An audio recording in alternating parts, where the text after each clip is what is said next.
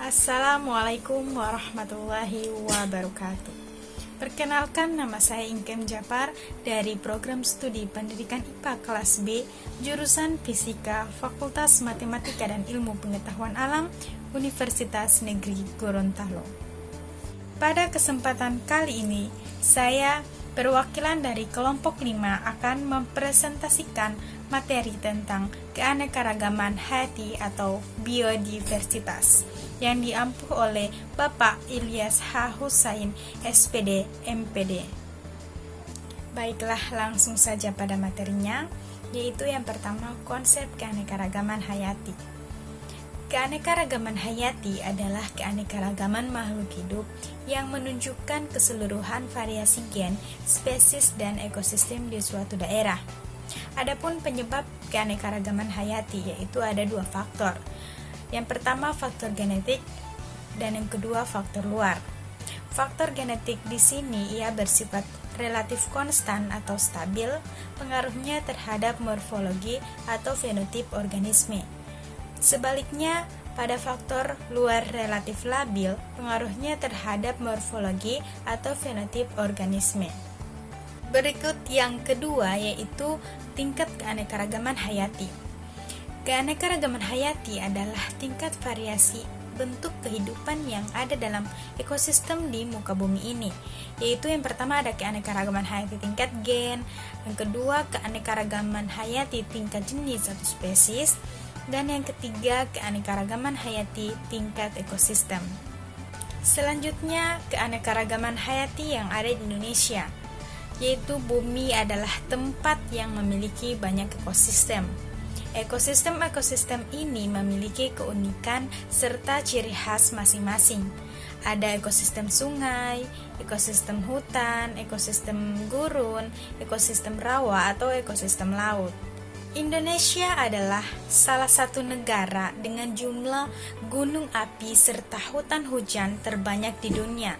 Selain itu, Indonesia adalah negara kepulauan dengan banyak laut.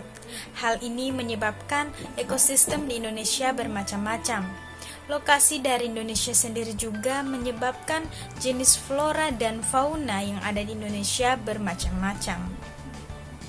Kemudian, wilayah keanekaragaman flora yang ada di Indonesia yaitu diantaranya pada wilayah hutan hujan tropis, hutan musim, sabana dan stepa. Dan keanekaragaman fauna di Indonesia yaitu ada pada wilayah oriental, wilayah Australia dan peralihan. Selanjutnya adalah usaha pelestarian keanekaragaman hayati di Indonesia, yaitu berikut ini ada beberapa fungsi perlindungan dan pengawetan alam, itu ada 10. Yang pertama, perlindungan alam ketat, yaitu perlindungan alam yang membiarkan alam berkembang secara alamiah.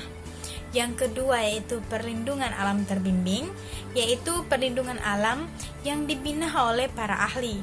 Yang ketiga yaitu perlindungan geologi, yaitu perlindungan terhadap formasi geologi atau tanah. Yang keempat perlindungan alam zoologi, yaitu perlindungan terhadap hewan langka dan hampir punah serta mengembangbiakannya. Yang kelima yaitu perlindungan alam botani, yaitu perlindungan terhadap tumbuhan.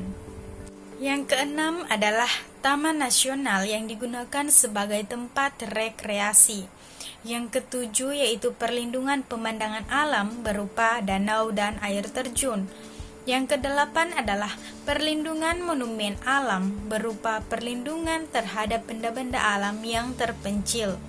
Yang kesembilan yaitu perlindungan suaka marga satwa, yaitu perlindungan hewan dari perburuan. Yang kesepuluh yaitu pelestarian sumber daya alam hayati dapat dilakukan dengan cara in situ dan ex situ. Berikut adalah pelestarian secara in situ dan pelestarian secara ex situ. Pelestarian secara in situ artinya pelestarian sumber daya alam hayati yang dilakukan di habitat asalnya, misalnya suaka marga satwa dan taman nasional. Kemudian pelestarian secara ex situ Pelestarian secara ex situ artinya pelestarian sumber daya alam hayati yang dilaksanakan di luar habitat asalnya atau dipelihara di tempat lain, misalnya kebun koleksi, kebun plasma nutfa, kebun raya, THR atau taman hutan raya, taman lainnya berupa taman kota, hutan kota, atau perkarangan rumah. Kemudian yang terakhir yaitu manfaat keanekaragaman hayati di Indonesia. Keanekaragaman hayati merupakan sumber kekayaan alam yang mendukung kehidupan manusia untuk hidup sejahtera. Berikut manfaat keanekaragaman hayati, yaitu yang pertama, keanekaragaman tumbuhan yang bermanfaat sebagai penyediaan bahan pangan.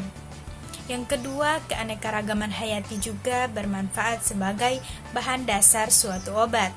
Yang ketiga, keanekaragaman hayati yang bermanfaat untuk membuat bangunan berupa rumah atau sejenisnya. Yang keempat, yaitu keanekaragaman hayati bermanfaat sebagai perlindungan terhadap kerusakan lahan. Yang kelima, yaitu keanekaragaman hayati bermanfaat sebagai alat transportasi. Yang keenam, yaitu keanekaragaman hayati bermanfaat untuk kemajuan ilmu pengetahuan dan teknologi. Yang ketujuh, yaitu keanekaragaman hayati bermanfaat sebagai penjaga keseimbangan lingkungan. Yang kedelapan adalah keanekaragaman hayati juga bermanfaat sebagai agen daur materi, misalnya hewan-hewan detritivore. Yang kesembilan, yaitu keanekaragaman hayati mikroorganisme dimanfaatkan untuk pembuatan aneka makanan dan minuman. Demikian presentasi saya pada hari ini. Saya ucapkan terima kasih. Lebih dan kurangnya saya mohon maaf. Wabillahi taufiq wal hidayah. Wassalamualaikum warahmatullahi wabarakatuh.